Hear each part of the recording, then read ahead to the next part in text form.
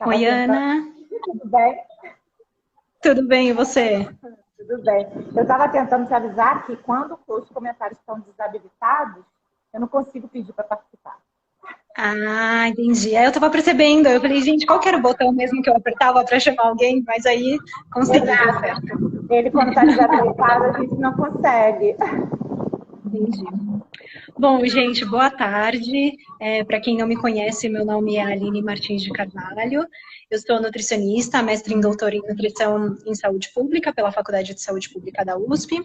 E atualmente eu sou pós-doutoranda em alimentação e sustentabilidade pela University of Michigan. E eu sou coordenadora do Sustentária, e que é um núcleo de extensão da USP, né, que tem o objetivo de promover a alimentação e sustentabilidade para a população brasileira. Para quem não conhece Sustentária, convido vocês já a curtir, participar. O nosso objetivo principal é essa promoção de uma alimentação mais saudável e sustentável para a população brasileira. E a gente faz isso de diversas formas, né? A gente tem um Facebook, um Instagram, a gente tem um site onde a gente posta quase todos os dias materiais sobre alimentação saudável e sustentável. Então, curtam lá as nossas redes, se cadastrem para receber nossa newsletter. E além disso, também a gente faz diversas outras ações, eventos, e aproveitando essa época de quarentena que a gente não pode fazer evento ao vivo, a gente está fazendo essas lives, né? Todas as semanas, às quintas-feiras, e em especial nessa semana a gente está fazendo na terça-feira, é, sobre um tema que assim, gosto bastante desse tema, né? Eu vim estudando parte desse tema há alguns anos e convidei a Ana, né, que também está estudando aí nesse tema. E só para finalizar sobre o Sustentária, né, não sou só eu, são um grupo de 40 pessoas voluntárias, espalhadas pelo Brasil todo, com sede na Faculdade de Saúde Pública da USP, e trabalha principalmente com essa ação de redução do consumo excessivo de carne vermelha e processada, aumento do consumo de frutas, verduras e legumes, né, pensando numa alimentação que seja tanto mais saudável quanto sustentável. Então, hoje a gente está, né, nessa oitava live, e a gente tem a honra de ter conosco hoje a Ana Lúcia Tourinho, que ela é mestre em zoologia e doutora em ecologia e pós-doutora pela Universidade de Harvard, que foi onde a gente conheceu, né, Ana, lá 5 anos atrás. Cara, passa E muito rápido, atualmente, né? super Passa muito rápido, rápido. meu Deus do céu. E atualmente a Ana ela é pesquisadora na Universidade Federal do Mato Grosso. E é um prazer ter você aqui hoje, Ana, né? E quem tiver dúvidas e perguntas, aperta aí no botãozinho do question mark, né, e manda para a gente que a gente vai tentar responder aí ao longo da apresentação. Então, muito obrigada pelo seu tempo, Ana. Agradeço de verdade, é um imenso prazer conversar aqui com você ao vivo, com essas pessoas. E já aproveito para te fazer a primeira pergunta e você se apresenta e depois Tá bom. pode responder. Então, a primeira pergunta que eu tinha para você, assim, é sobre o desmatamento na Amazônia, né? Queria que você contasse um pouco como que o desmatamento impacta nas mudanças climáticas e na redução da biodiversidade. Então, assim, também vou dizer para a Aline, né, e para todo mundo aqui que eu estou muito feliz de estar aqui e que os nossos amigos, que são um monte de pesquisadores fabulosos que nós tivemos a sorte e o privilégio de conhecer, né, tanto os estrangeiros, mas principalmente tantos pesquisadores fabulosos lá, quando a gente estava reunido em Boston, né, eles ficaram muito emocionados, super felizes de que a gente está juntas aqui, né, fazendo a live. Então, essa live tem, além de ser um assunto que é super importante, ela traz esse elemento de muitas pessoas maravilhosas que estão agora espalhadas pelo mundo e pelo Brasil, que estão assim, felizes de ver nós duas abordando temas tão importantes, né, na interseção desses temas. E segundo, Aline, porque para quem que talvez esteja aqui do lado do meu grupo, né, que me segue aqui na página do Instagram, eu acho que é muito importante falar um pouco também de que você foi a sua tese de mestrado, não foi isso? Eu não me lembro agora exatamente se foi a sua tese de mestrado ou não, que deu origem dentro da própria USP, levantou aquela bola da Semana Sem Carne, né? Então, depois que eu falar essa parte, eu acho que é importante você também trazer isso à tona, porque as pessoas não sabem, e eu acho que é muito importante elas saberem que essa história da Semana Sem Carne não é uma coisa tirada da cabeça, de religião ou de qualquer uma dessas coisas. Foi uma pesquisadora, uma pessoa que estava tratando de alimentação. Não foi dos ambientalistas, não eram os ecólogos, não era ninguém ligado a isso, uma pessoa que estava trabalhando com pesquisas de consumo, de saúde, né? Então, acho que isso é super importante, que vai trazendo a junção das coisas, né? Exatamente. Isso foi algo bem interessante, porque foi no meu mestrado ainda, foi lá em 2010, 2011, e a gente viu que o consumo era muito alto de carne vermelha pela população, e só que isso a gente não estudava na faculdade de nutrição. Ninguém falava que o consumo era alto, ponto um, e ninguém falava que isso aumentava o risco para doença cardiovascular, para câncer, ninguém falava sobre isso. Então, quando eu vi isso, né, esses dados tão alarmantes no mestrado, eu conversei com a minha orientadora e falei, a gente precisa fazer alguma coisa para levar essa informação, primeiro para os meus pares, né, aqui dentro da universidade, mas também para fora. Então, a gente começou com essa história dentro do restaurante universitário, falando sobre o consumo de carne, né, dando uma opção vegetariana uma vez por mês. Então, a gente tirava carne uma vez por mês só, mas mesmo assim, já foi um alvoroço. Né, mas aí foi uma ideia, assim, de fazer toda uma campanha de marketing para estimular essa redução do consumo, e depois de um ano a gente perguntava para as pessoas se a partir do projeto elas reduziram o consumo de carne, e a gente teve 40% das pessoas com a redução do consumo de carne por causa do projeto, então isso foi, assim, super legal, e nos deu forças para a gente ir para fora da universidade, fazer palestras e eventos em outros locais para promover essa coisa tão simples que era a redução do consumo de carne. E aí depois a gente começou a falar sobre outras coisas, e não só sobre o consumo de carne, mas pensar a alimentação de uma forma mais holística, né, para aumentar o consumo de frutas, verduras, legumes, e tudo baseado em ciência. Não era nada da minha cabeça, né, então isso foi... É mais importante bater muito nessa tecla, né? Ninguém aqui está falando uma coisa de bicho grilo, ninguém é contra também, quer ser bicho grilo, ótimo, maravilhoso, tudo ok.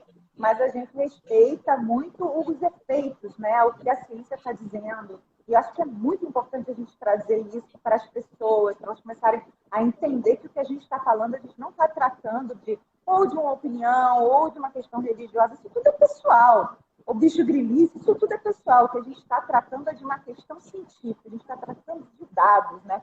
Do que a ciência... Exatamente. Mostra. Então, isso é muito importante, que a gente frisar sempre. E transformar isso em algo palatável para as pessoas, né? Porque a minha apreensão, a angústia era, isso vai virar um livro na biblioteca que ninguém vai ler. Então eu falei, vamos fazer algo, né? E até isso vai ser um tema de uma live que eu vou participar na sexta-feira no canal da USP, sobre divulgação científica, em que a gente vai tratar desses assuntos. Como é que a gente transforma tudo isso que a gente faz dentro da academia com algo simples, que as pessoas possam usar essa informação para mudar a vida delas, né? Que é o nosso grande desafio do momento, né? Que a gente está fazendo uma ciência. Exatamente. Mas a gente não está conseguindo fazer ela fluir, converter para as pessoas, para a sociedade, da forma, na velocidade que ela chega para a gente, né? É o nosso imenso desafio.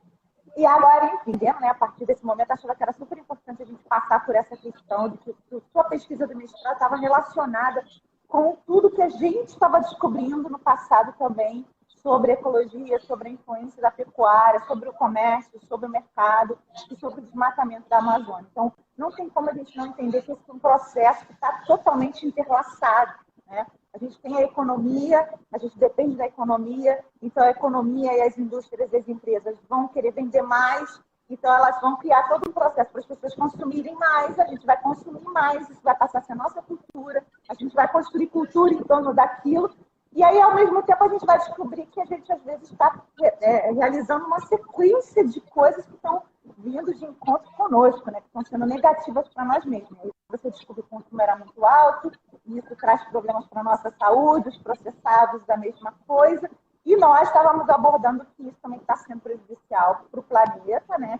Destruindo a floresta amazônica, e para nós, agora também trazendo doenças, né?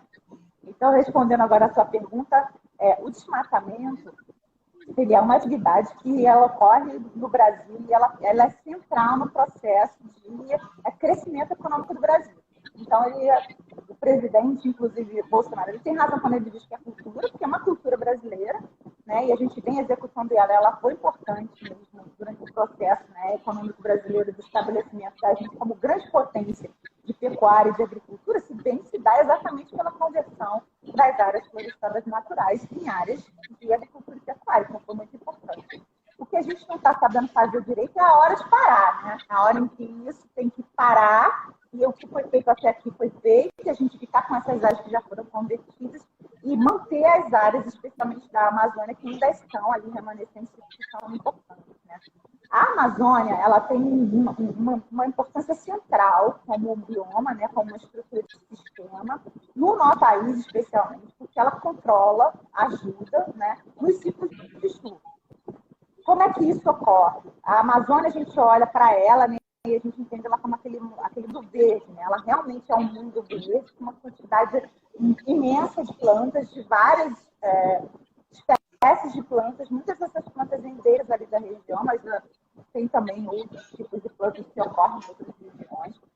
E plantas vegetais, a gente sabe, né, a partir de todo o estudo que a gente tem, tudo que a gente conhece dentro da ciência, são as responsáveis por 90% da devolução do sistema hídrico, né, e do ciclo de água para a nossa atmosfera. Então, plantas são extremamente importantes, né, dentro do ambiente terrestre para fazer essa devolução de água para a atmosfera.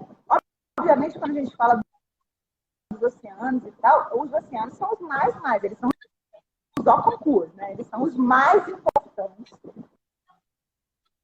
de todos. Porém, a gente não pode tirar a importância, retirar a importância de uma floresta na magnitude continental que a Amazônia tem. Né?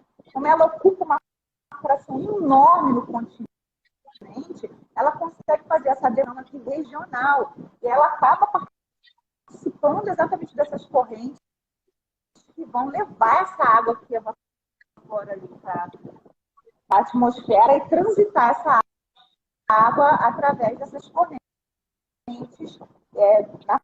naturais, né, marítimas e terrestres que vão levar essa água. Tá? Então, ela tem essa importância. Segunda questão. Esses são aqueles rios voadores? A gente tem lá o Rio Amazonas, que é o maior rio do mundo, é o maior rio do planeta Terra, não só em extensão, como em água. Então, ele é o maior repositório de água planetária que a gente tem. Está aqui, está na nossa placa continental e na América do Sul. O que as pessoas não sabem é que existe o Rio Amazonas e flutuando. Então, hoje, consegue me ouvir, tá? Então, talvez não goste. A internet tá, a internet está um pouquinho ruim. Acho que agora, às vezes, não dá para ouvir exatamente o que você está falando. Estava um pouco rodando, parece que agora melhorou.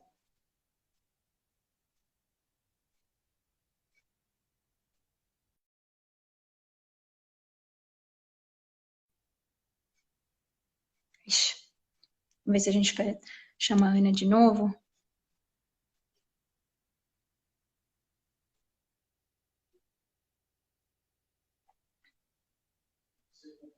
Vamos ver se ela entra. Está entrando.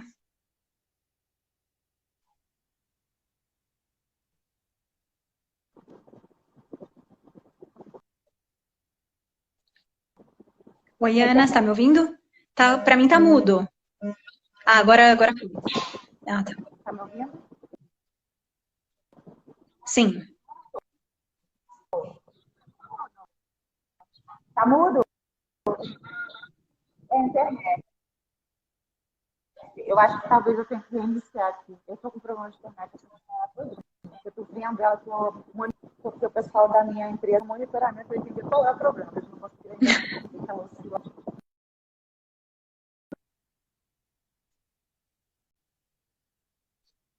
Enquanto isso, gente, quem ainda não conhece o Sustentária, aproveite e curta a nossa página, entra lá no site. A gente publicou essa semana uma revista sobre o Covid-19, sistemas alimentares, e tá bem legal, e a gente fala um pouco sobre do que a gente está tratando hoje aqui também, sobre essa temática do desmatamento, sobre o consumo de carne no Brasil, na China. A gente traz também um grupo das receitas do Sustentária, desenvolveu uma receita. Então tá bem interessante, vocês podem baixar no link do Instagram, né, no link da bio do Instagram. E no nosso site também tá lá, vocês conseguem baixar cada matéria individualmente ou a revista inteira. E tá bem legal, a gente vai ter uma live nas próximas semanas para falar um pouco sobre essas matérias. A gente vai tentar fazer uma live com um editor e alguns dos autores da revista e tratar um pouco disso, né, sobre como o desmatamento está relacionado, como que a alimentação, né, o consumo de carne está relacionado com essa pandemia e tudo mais. Então tá bem interessante. Eu acho que a Ana realmente caiu. Vamos ver se a gente consegue. Aqui, vamos ver, acho que agora vai.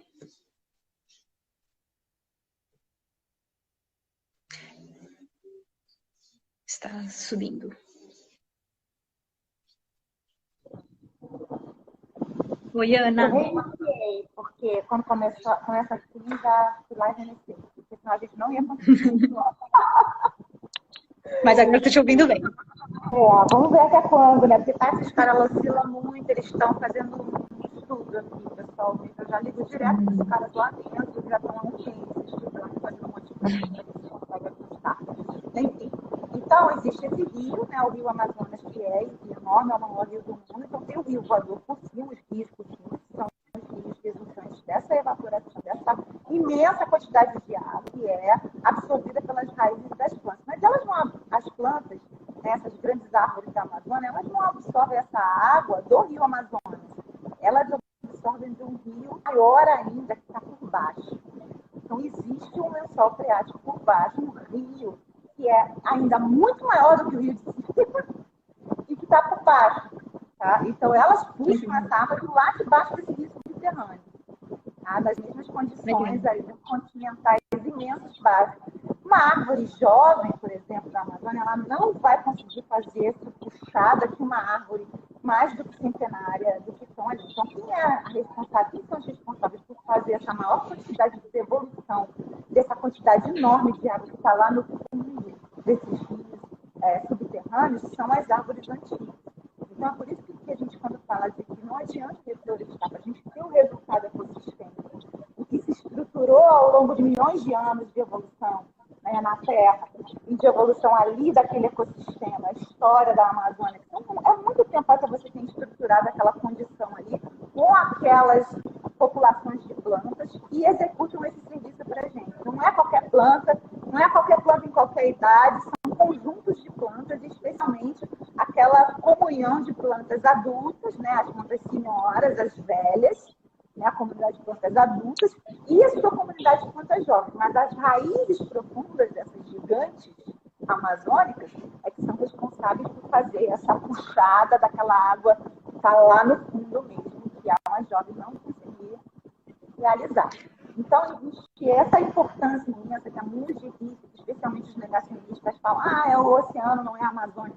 Claro que o oceano tem essa importância, mas os rios voadores existem, eles possuem uma importância local que contribui, né, nessa parte atmosférica e espacial de circulação dos grandes rios no processo.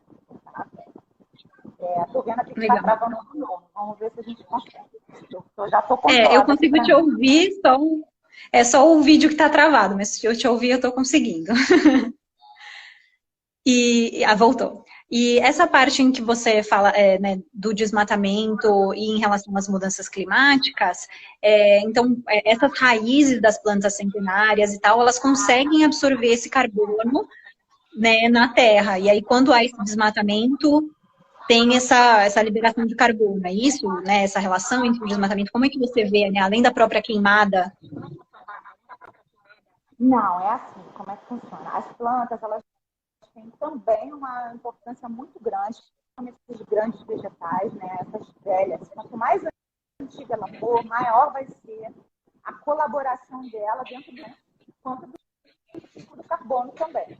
Mas são coisas diferentes. Quando ela funciona dentro do ciclo da água, que ela participa aí da questão hídrica, né, que é da chuva, das águas, é essa do funcionamento da constituição física mesmo da árvore, né?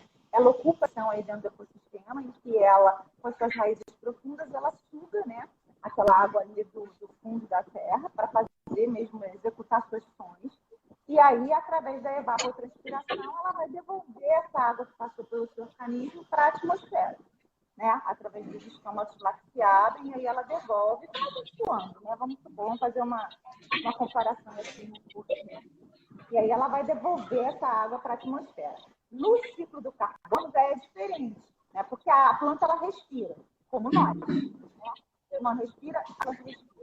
Só que a respiração das plantas, o composto, né, que a planta respira, que ela absorve na respiração, não é oxigênio. Então, o que a planta faz? Ela respira carbono, né? Ela respira o dióxido de carbono que está presente no ar. Então, na questão das mudanças climáticas, especialmente na questão do carbono, o que ela faz? Ela captura o carbono que está em excesso ali na atmosfera, e aí o que ela faz? Ela estoca esse carbono no seu próprio corpo, né? Porque todos os organismos vivos são compostos de carbono. Né? Nós somos compostos de carbono. Então, para criar os nossos tecidos, né? Para criar o nosso cabelo, para criar a nossa pele, para criar os nossos órgãos, né? Para a gente continuar vivo, a gente está sendo formado e construído pelo carbono. Então, quanto mais antiga for a árvore, né? Ali na floresta amazônica, mais ela está estocando carbono, né? Mais carbono que foi sequestrado, que é o que a gente chama de sequestro de carbono atmosférico. São mais moléculas de carbono, né? Do dióxido de carbono, que foi capturada pela planta e que ficou ali dentro. Ela não volta para a atmosfera. Ela só vai voltar para a atmosfera depois que essa planta morrer. E aí, quando essa planta falecer, o que vai acontecer? Através do processo de composição natural ali do sistema, né? Os decompositores naturais, os fungos, as bactérias, os vírus, os insetos, eles vão tratar de decompor essa planta e aí o carbono delas vai passar para o corpo desses organismos decompositores. Eles vão se alimentar dessa matéria orgânica dessa planta. Tá? Sim, sim. E aí, quando tem essa queimada, né, eu tenho essa liberação de carbono também pela própria queima da madeira, né? Tá. E aí, dá ver que os processos são bem diferenciados.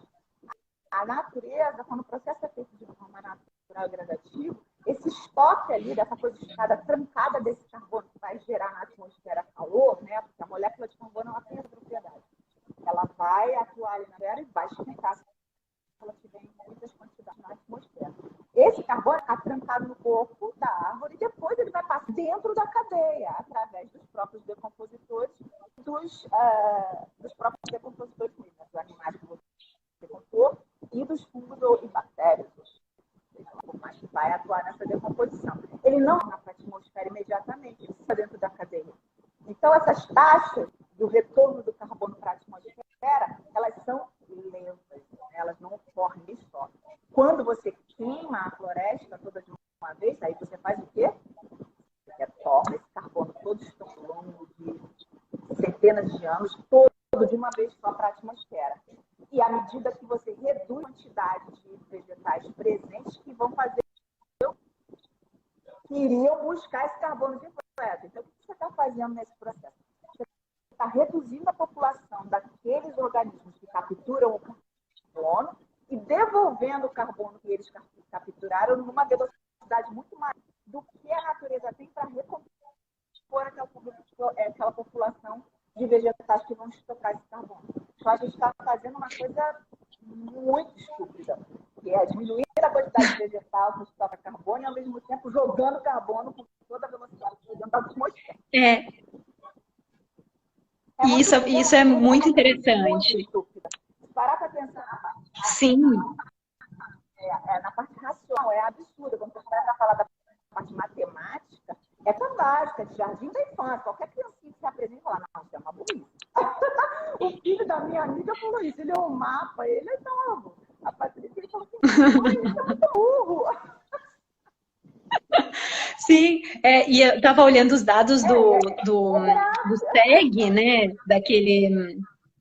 um sistema de estimativas de gases de efeito estufa, e aí a gente vê que tanto a agropecuária quanto o desmatamento são as áreas, são os setores que mais desmatam no Brasil, que mais liberam gases de efeito estufa no Brasil, chegando a 70%. Né? O desmatamento, né, o uso da terra ali é responsável por 40% de todos os gases. Né? Então a gente às vezes pensa que as mudanças climáticas estão relacionadas muitas vezes à indústria e não sei o quê, mas no Brasil a gente vê que a grande maioria é por causa do desmatamento e da agropecuária, né? Então, acho que mostrar isso para as pessoas é algo para a gente mostrar a importância da gente não desmatar e porque isso está totalmente ligado, né, às mudanças climáticas.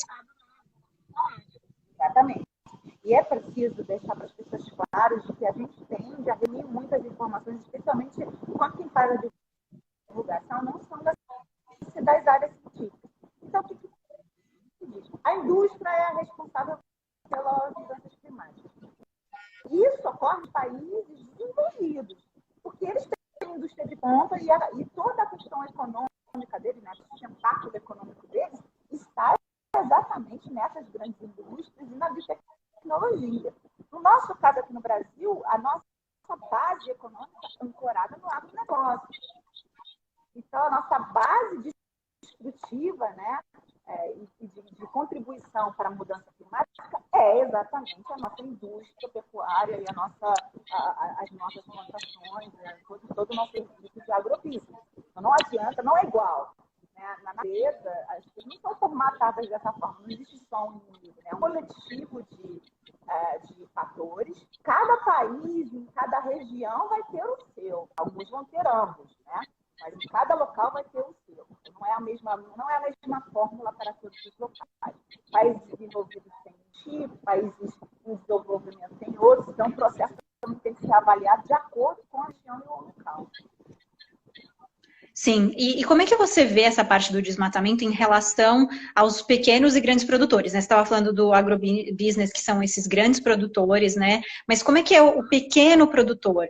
E eu pergunto isso até porque tem uma pesquisadora lá na Faculdade de Saúde Pública e ela estudava muito como esses pequenos produtores, o gado era muito uma moeda rápida para eles terem dinheiro, porque muitos dos pequenos produtores ali usavam a castanha, né, como fonte de renda, mas demorava até ele conseguir a castanha, vender a castanha e ter o dinheiro, por exemplo, para alguém que precisa ir no médico, para alguma, sabe, emergência. Então, o gado era muito usado como moeda de troca.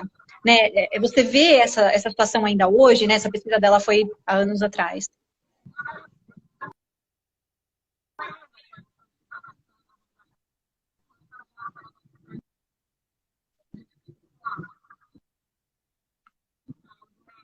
Ixi, acho que o som tá cortado, Ana.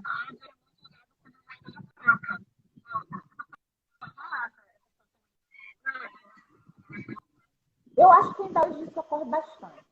Exatamente, especialmente o pequeno produtor, ele não tem a mesma, ele não está numa situação que o grande produtor. Né? Então, eu acho que para ele, isso existe bastante. Tá? Sim. Vamos esperar para ver se melhora, ou então eu saio e entro de novo. Eu saio e entro de novo. Eu acho que tá. Melhorou? A sua imagem com a sua. Estava desconectada, acho que a imagem com o som, né? Vamos ver se a gente consegue chamar a Ana de novo. Consegue entrar.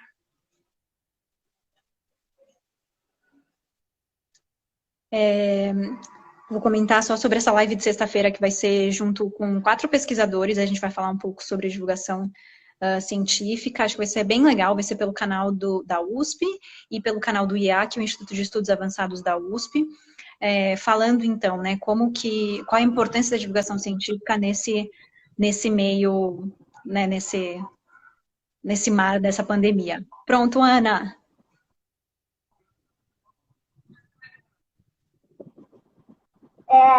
Tem gente aí perguntando se está usando o microfone, gente, não tem nada no fone, não. É a internet. É a internet mesmo. Mas todo um problema desde domingo na minha internet. Eles estão passando link para mim, onde eu fui fazendo regularmente o teste, que eles estão acompanhando a flutuação da internet. Então, assim, a gente vai ter que lidar com isso mesmo. fazendo um monitoramento. Não tem a ver, não. Então, cabe aí de novo a pergunta, por favor, já me perdi. Então, a gente estava falando um pouco dessa parte do pequeno produtor, né? O quanto que o pequeno produtor tem essa relação com o desmatamento. Eu estava comentando de uma pesquisa lá da Faculdade de Saúde Pública que esse pequeno produtor usava, né, o gado como uma moeda de troca. Isso foi feito em 2005, por aí. Eu queria saber se você vê isso hoje em dia, né, o gado sendo usado como moeda de troca e se isso tem alguma relação com o desmatamento.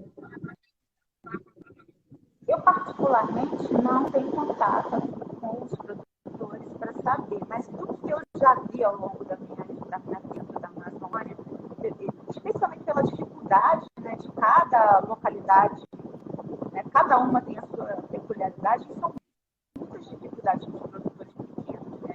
Não é simples para eles, as coisas são difíceis para o pequeno produtor, né?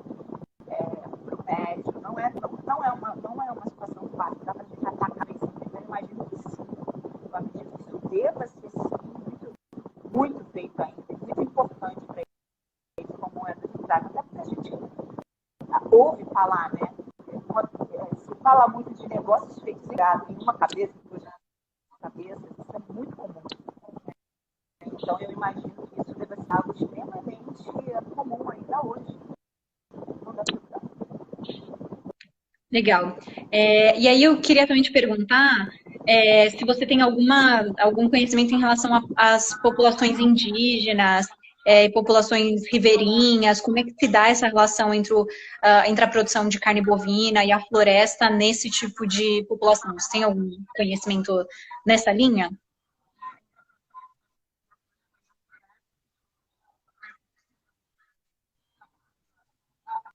Pode repetir que deu uma falhada aqui? Ah, sim, se você tem alguma experiência com população indígena e populações ribeirinhas, né? Como é que se dá essa relação entre a produção do gado, né, da pecuária com a floresta, se você tem alguma experiência nessa área?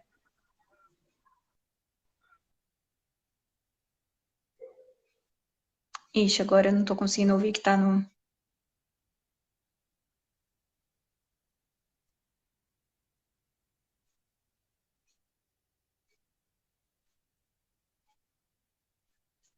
Está mudo para mim, Ana.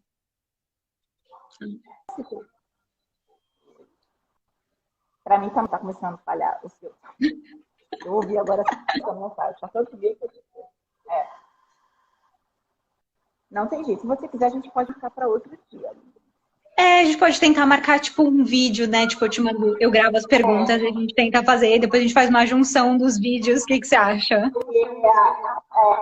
Eu já passei por isso, com a Bela Gil. Não é microfone, o pessoal falando, não é microfone, não é nada. A internet está cobrando, está custando para mim. Também está usando o microfone também. Aí eu tenho bastante experiência de internet. Quando começa assim, vai ser isso. Ou a gente aceita que é isso e vai tentando, como eu fiz com a Bela e com algumas outras pessoas, vai entrando e voltando, ou a gente marca para outro dia. A gente pode tentar fazer uns vídeos, né? Eu tipo, gravo o vídeo fazendo a pergunta, e aí você responde num vídeo. A gente pode ver, porque assim, tinha muito tempo que eu não tinha esse tipo de problema e começou agora na sexta-feira acompanhada, e assim, é a primeira live, sei lá, uns 2 meses que está acontecendo isso, sabe? Entendi. Então, Parece que agora deu uma melhoradinha, né? Você tá travada para mim. Nossa, que estranho. Para mim agora tá melhor. Eu tô aparecendo, você, tudo normal. O que acontece é que não é só a minha, a tua também não tá 100%. A minha tá muito ruim, a tua não tá 100%. Então, quando eu melhoro, você trava para mim. Quando eu me vejo, você trava para mim. E aí, muito provavelmente, quando fica legal para ti, né, você me vê, né, falando, eu não tô te vendo. Entendi. Bom, você quer tentar responder aquela questão da população indígena ribeirinha, aproveitar que está funcionando? Indígena mesmo, do que eu conheço, população indígena, é muito difícil de gado. Tá? Porque o que acontece? Quando você começa a introduzir muito gado dentro de uma localidade, em números muito grandes, ele invariavelmente invariavelmente vai afetar, tá? Vai afetar toda a produção e vai afetar o ecossistema. O que acontece? O gado pasto, ele começa a achatar o solo e aí ele começa a matar uma grande parte da população de micro-organismos que existe ali, os invertebrados, que são responsáveis por toda a parte de nutrientes, dessa decomposição, e também de transformar o solo num solo fértil, né? Num solo adequado para aquelas espécies de plantas ali. Então, isso vai desencadear toda uma problemática em cascata. Então, em geral, você não vê gado dentro de comunidades ribeirinhas na Amazônia, no Parque do Amazonas, nem de população indígena. Quando tem, ele é feito dessa forma mais agroflorestal, né? 1, 2, uma vaquinha leiteira, um negócio pequeno, tá? Eu tenho conhecimento aqui de projetos, aqui mesmo no estado do Mato Grosso, na parte amazônica, em que tem, não são ribeirinhos, né? Já são populações mesmo já, de fazendeiros ali, naquelas regiões, que fazem sistemas integrados agroflorestais. Aí funciona bem.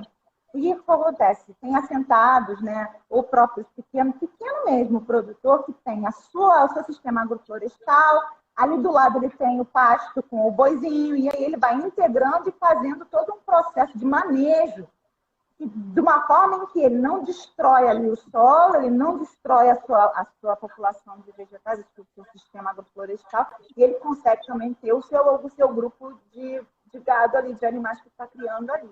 Tá? Então ele tem o porquinho, ele tem a galinha e ele tem o pasto dele. Esse pasto dele também não é nada gigante. São algumas cabeças de gado. Não é um tipo de um sistema de produção de gado onde você tem centenas de cabeças de gado. A gente tem que pensar sempre que quando a gente tem coisas muito grandes, elas são contraproducentes dentro do sistema diverso.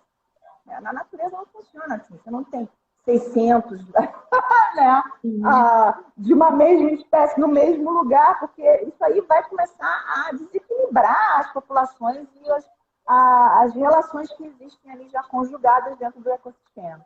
Então, para isso funcionar de uma forma adequada, tem que ser com pouco, né? Não pode ser muito grande. Sim, né? E eu até estava te perguntando isso porque com os resultados que a gente tem da pesquisa de orçamento familiar, a gente vê que o consumo de carne se dá principalmente ali no estado de Tocantins, Rondônia, Acre, são os estados que mais consomem carne vermelha do Brasil, né? A região que mais consome é a região centro-oeste, né? Mas se você for pensar em estados isolados, a gente até fez essa pergunta lá no Sustentária, né, nos stories, algumas pessoas responderam certo, né, de que Tocantins era o estado, né, que mais consumia carne, mas outras pessoas colocaram lá que era Mato Grosso, né, ou que era Rio Grande do Sul, né, por causa do churrasco, mas algumas regiões do norte têm do nordeste, né? Enfim, todo brasileiro no geral ele consome muita carne, e o que a gente vê também é que essa produção agroflorestal muitas vezes é para exportar, né? E aí todo o impacto ambiental da produção da carne, né, do boi deglutindo as gramíneas e gerando gases de efeito estufa, aí, né, metano para o meio ambiente, fica no Brasil e a carne em si vai lá para a China ou para outros países do mundo para consumir, né, essa exportação dos bens e ficando aqui com impacto ambiental. Né? A Giovana está perguntando, mais que o Rio Grande do Sul? Sim, mais que o Rio Grande do Sul. Essa pergunta da Giovana é bem legal, porque teve um colega meu que também colocou numa postagem que eu fiz sobre aquela do boi, não sei se você chegou a ver, né? Se você já comeu a Amazônia hoje, e ele colocou lá que muito provavelmente o pessoal do Sul não come a carne da Amazônia, e eu tenho minhas dúvidas, né? Dessa questão da origem da carne, né? Eu não sei, a gente teria que olhar. Não sei se você sabe disso, então seria legal, pode falar aí, só fiquei sabendo. Nas pesquisas a gente tem só, né, a quantidade de consumo, mas não de fato onde a pessoa comprou essa carne. Exatamente. Isso aí seria algo interessante, e é o que a gente não tem, que eu acho que é próximo que a gente tem que olhar no próximo passo, né? De nossa pesquisa sobre consumo, né? A origem, para onde que vai, né? Tem se feito muito essa pesquisa do follow the money, né? Por onde o dinheiro passa. Quem financia e depois o produto converge para onde que ele vai, né? quem compra, de onde vem. Então, todos esses Exatamente. questionamentos, eu acho que eles vão ser cada vez mais importantes na nossa vida daqui para frente, né? Sim, e falando um pouco nisso, eu queria que você comentasse um pouco sobre aquela matéria no site Eco, que você fala, né, da possibilidade de uma nova pandemia no Brasil, principalmente na região amazônica, onde tem muitos frigoríficos, né? Se você podia comentar alguma coisa dessa relação entre o consumo de carne, a produção de carne e esse surgimento de novas doenças.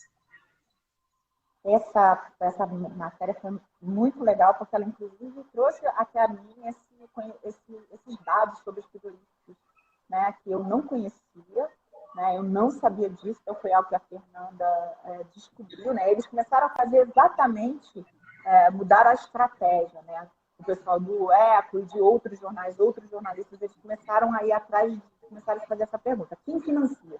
Né? Então, eles começaram a ir atrás, tipo assim, a gente já sabe que está havendo desmatamento, a gente já sabe que tem relação com a agropecuária, tem pesquisa científica mostrando isso, mas quem paga isso? Né? Então, é aquela história, follow the money, vamos lá ver. Se a gente, quando a gente quer procurar, né, a criminalização de algo, como na máfia e tal, tem que procurar o caminho que o dinheiro fez. Então, eles começaram a ir atrás de quem financia, né, começaram a olhar isso, e eles descobriram que está havendo, né, recentemente, associados junto com esses grandes incêndios da Amazônia, com esse aumento imenso, uma proliferação imensa de frigoríficos dentro da Amazônia, inclusive em locais no interior da Amazônia pequenos. Né? Então, isso começou a preocupar muito exatamente por causa da questão da pandemia, né? Sobre a questão sanitária e sobre a questão de que se estava acompanhando de que a contaminação, né, entre as pessoas, né, que estão ali trabalhando dentro dos frigoríficos é muito alta em alguns países. Né? Então, isso começou a ser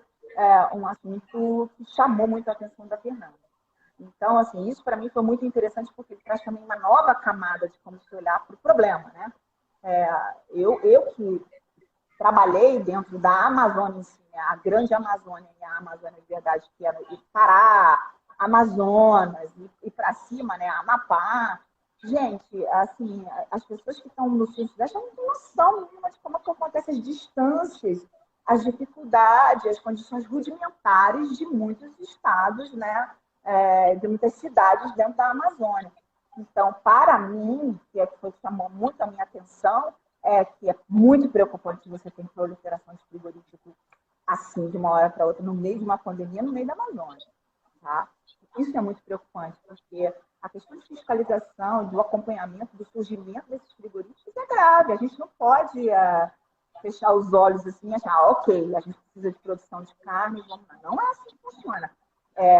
As dificuldades dentro da Amazônia, as distâncias dentro da Amazônia, as realidades dentro da Amazônia são muito distintas da realidade do Rio Grande do Sul, do Rio de Janeiro, de São Paulo. Não são lugares iguais, não é para ser diferente mesmo. E é para isso mesmo a gente precisa entender que as dinâmicas e a forma como as coisas se desenvolvem nesses locais, elas não podem nem nunca serão iguais.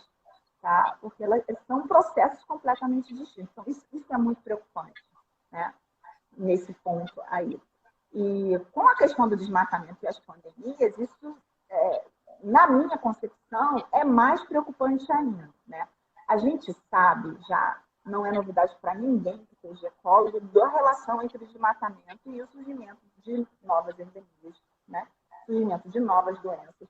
Já é para nós e para todos os médicos sanitaristas, né, que estudam medicina, sabem também que essas zoonoses todas, né, que a gente tem, todos esses vírus, essas transmissões de doenças, estão relacionadas com os animais que a gente cria para alimentação. Né? Então, a gente vê gripe aviária, suína, porco. Tudo ocorre, né, e vem sendo trazido, né, à tona e com relação com o nosso trato, né, de criações de animais. Então, isso é uma realidade.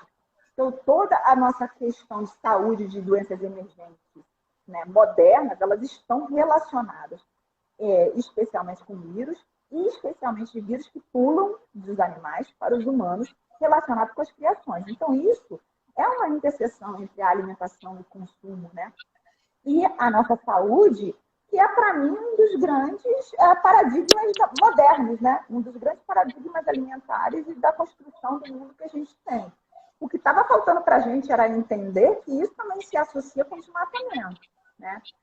No pano de fundo ali entre a criação do animal, né, e da forma como ele está sendo criado, o salto dele para os homens, né, para a humanidade, e ela, no momento em que ele se transforma numa pandemia que se espalha, está relacionado com a conversão da floresta, né, em pasto, a conversão da floresta em lugar para colocar gado, em lugar para plantar, está relacionado com animais que eram silvestres, que viviam naquele local, que tinham aqueles vírus já desenvolvidos ao longo da evolução de seus organismos, conviviam com essas doenças e passa essa doença para o suíno, para o bovino, e aí essa doença passa para a gente. É um ciclo. Esse vírus ele vai pulando de um organismo por outro através de um processo natural, qualquer biólogo conhece, que é a própria evolução, né? O vírus adquire a capacidade de infectar outro animal. E nós somos o quê? A gente não é nada além de outro animal, gente. A gente tende a não se entender dentro do processo como mais um animal. Então, o vírus pulou do morcego, do pangolim, ou de sei lá qual animal. São 3.000 tipos de coronavírus aqui no Brasil, né? Então, imagina. Então, ele pula do morcego para o pangolim, ele pula do pangolim para o porco suíno, ele pula do porco suíno para a gente. É uma cascata natural dentro da natureza, é algo que rola naturalmente, e é o que ocorre, né? E isso está associado com a conversão de áreas florestais, vírus, bactérias, fungos. Os fungos também são um problema.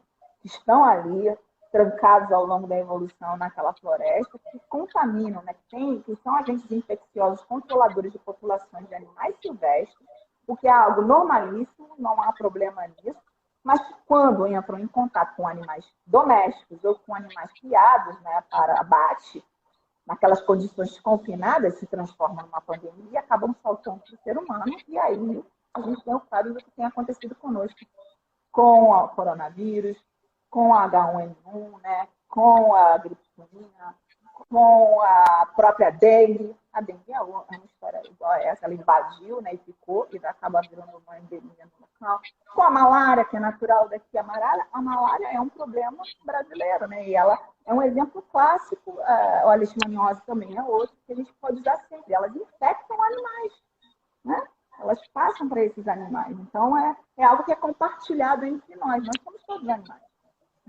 Quanto mais você desmata, mais a malária aumenta. Quanto mais você desmata, mais a leishmaniose aumenta. Então, essa relação é algo conhecido. Então, a gente está tratando como se fosse novidade algo que é muito básico no conhecimento da medicina e no conhecimento ecológico também. Então, assim, são problemas que estão associados e que estão ali na raiz do nosso consumo. Então, é tudo um problema só, né? A gente é que tende a olhar eles separados. Sim, eu estava lendo uma reportagem na revista da FAPESP que falava, né, que a Amazônia é essa região com a maior diversidade e abundância, né, de agentes infecciosos do mundo, que eles têm mais de 220 espécies catalogadas, né, que a maioria são artrópodes, e aí, então, nesse desmatamento é que realmente poderia acontecer essa transmissão, né, nessa passagem de um vírus dos animais que não tem mais o seu habitat natural e acaba indo o homem invadindo aquele espaço e podendo aumentar a chance disso acontecer, né? E até assim... aumenta o contato. Porque, se você pensar bem, né? Até quando eu expliquei com a questão das nuvens de gafanhoto, a gente pensar como um animal, o animal na floresta, ele está ali como nós, né? Se você está dentro de uma floresta, para você é difícil se locomover. Você tem um monte de empecilhos à sua frente, né? Se você está dentro da floresta, caminhando dentro de uma floresta quando você não tem trilha. É muito difícil se locomover. Então, o contato, ele acaba não sendo tão facilitado, né? Porque você tem uma série de empecilhos ali que não favorece que todo mundo fique aglomerado, né? Você não consegue ficar se aglomerando no meio da floresta. Você precisa de somar para aglomerar. E é mesmo, né? Essa aglomeração e o contato, ele é dificultoso. Os animais, eles não ficam se entrando em contato, se aglomerando com facilidade. Quando você remove a floresta, a chance de contato é muito maior. Você não tem aqueles empecilhos, mas os animais ficam expostos. Então, nós ficamos expostos, a gente encontra mais com aquela fauna sai em busca de alimentação, né? Porque ela perde ali espaço, ela perde hábitat. Então, o que acontece? A gente favorece o contato, você tira a complexidade do ambiente, existe uma complexidade, uma estrutura complexa, que evita que a gente se acumule, E quando você retira essa complexidade vegetal da floresta, você favorece que todo mundo se acumule e se encontre. Vai se encontrar muito mais. É muito mais fácil ver bicho na estrada do que dentro da floresta. Caminhando ali, né? Sim. Na floresta é difícil até de você visualizar. Ele foge, ele se esconde. É muito mais complicado.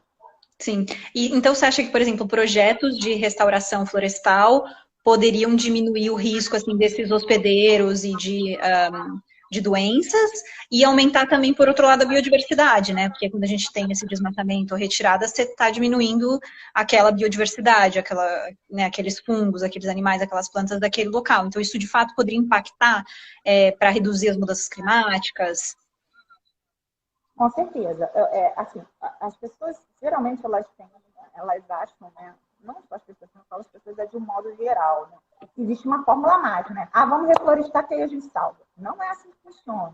É óbvio que reflorestar é algo extremamente importante, mas a gente precisa diversificar. Como a gente está falando que na alimentação é importante a diversificação, na hora da gente também impedir, né, as mudanças climáticas, impedir esse aumento de pandemias, reflorestar é algo importante, mas não desmatar mais é também muito importante.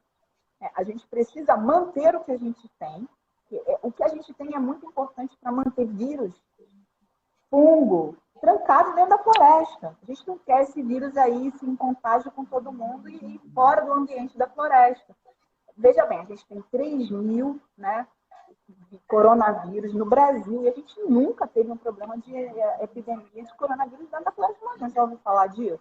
Não, por que isso não ocorre? Por que isso foi ocorrer na China? Está relacionado com o desmatamento que aconteceu na China. Então, enquanto a gente mantém as relações desses micro-organismos, desses animais, bem saudável, dentro da sua estrutura e da sua ordem, que já existe ali, nós vemos, está tudo ok.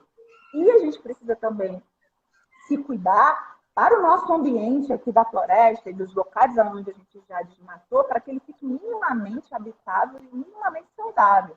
Para que a gente tenha saúde também para lidar com essas doenças que a gente tem dentro das cidades. Né? A gente precisa de um mínimo de florestas no entorno das cidades para trazer ambientes mais saudáveis e que a gente possa combater esse aumento desenfreado das endemias, né, e das epidemias dentro das cidades. É mais ou menos nessa lógica. Então, a gente precisa manter o que a gente tem de florestas, não destruir mais, e a gente precisa começar a florestar locais que foram degradados para a gente trazer saúde para esses locais de volta. Acho fundamental, assim, né? Acho que é muito importante isso que você colocou, né? De tentar não desmatar mais, manter o que a gente tem, né, reflorestar o que dá para reflorestar também. E aí eu também puxo sardinha para o meu lado, né, e da gente tentar mudar o nosso consumo, né, a nossa relação com a alimentação, né, ter esse conhecimento de que o que você está comendo aqui, ele não surgiu lá no supermercado, ele não surgiu no seu prato, ele veio todo de uma cadeia produtiva que fez com que aquele alimento chegasse ali. Então, você conhecer de fato da onde vem esse alimento, né, alguns esforços vêm sendo feitos exatamente para as pessoas conhecerem mais da onde é aquele alimento, da onde ele foi produzido e tal, porque é importante isso, né? Você como um agente escolhendo o que você vai comer, não só pelo sabor, pela nutrição daquele alimento, mas de fato o que ele significou ali em toda a cadeia produtiva, né? Que eu acho que é o que a gente tenta colocar no Sustentária, né? De tentar mostrar a pensar um pouco nisso, né? Não pensar só no nutricional da alimentação. Vamos ver um pouco além, né, do nutricional. Vamos ver também todo esse processo produtivo que impacta muito no meio ambiente. Então, acho isso bem, bem interessante. Eu acho que você está falando, não acho, né? Né? É uma questão que a gente já pode colocar como verdade, né? Como um fato científico mesmo, né? É um ciclo, é uma cadeia mesmo, em que a gente está conectado, a natureza funciona dessa forma, e existe uma ligação, um ponto, um eixo central nisso daí, do desequilíbrio, relacionado ao consumo. E o consumo relacionado às práticas que a gente utiliza para esse consumo. Né? Então, o que a gente está conseguindo vislumbrar hoje, se a gente parar para ver, é algo tão óbvio, né? A gente demora tanto tempo até chegar e é conseguir visualizar algo tão óbvio. A gente precisa comer, né? E a trajetória que a gente faz, né, para trazer esse alimento até nós comer e existir, ela precisa ser olhada de uma forma muito séria, porque ela desencadeia todo um processo e, no fim das contas, acaba sendo um processo de destruição de nós mesmos, né? Se a gente não tomar cuidado. Então, a gente começa a entender que o ponto final, ele também é um ponto de início. A nossa alimentação, o nosso consumo, ele está ali como algo central. Ele é o casamento entre tudo isso. A gente está literalmente comendo as florestas tropicais, os habitats naturais. Né? É exatamente o que a gente está fazendo. Por uma forma cultural de consumo, pelos nossos hábitos, o que não tem nada de errado com isso, que eu falei até na época da primeira live com a Bela Gil, né? Não existe problema com nossos hábitos culturais, mas quando nossos hábitos culturais começam a se transformar em grandes gatilhos da nossa própria destruição, dos nossos grandes problemas, é na hora de mudar os nossos hábitos culturais, né? Rever, né? A gente vai ter que rever, porque brigar contra eles vai ficar cada vez pior, que é o que a gente está vendo, né? A gente está tendo cada vez mais doença, cada vez mais vírus está pulando dos nossos animais, sejam eles silvestres, nativos, que está sendo consumido, seja criação, eles estão cada vez saltando mais nesse ambiente inóspito, degradado, desmatado, se transformando em cada vez mais novos desafios. A nossa economia não está conseguindo responder na velocidade e os processos ecossistêmicos. Só está aqui falando aqui 15 segundos só restantes para a nossa live. Eu só queria agradecer muito a sua presença. Acho que foi muito legal, né, essa conexão entre a biologia e a nutrição. E curtam lá as nossas páginas, tanto da Ana quanto do Sustentária. E foi